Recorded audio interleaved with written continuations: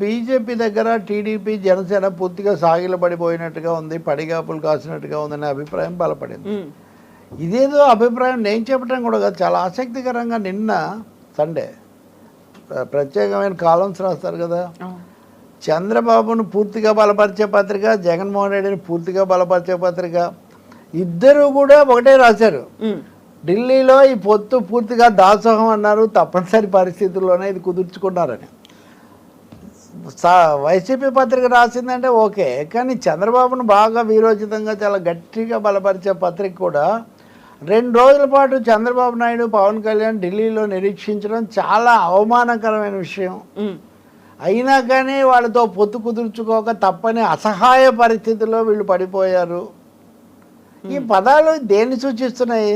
ఇంతకుముందు పవన్ కళ్యాణ్ నేను చివాట్లు తిన్నాను అని ఆయన కూడా చెప్పుకున్నాడు. అది నేషనల్ మీడియా కూడా నోట్ చేసింది.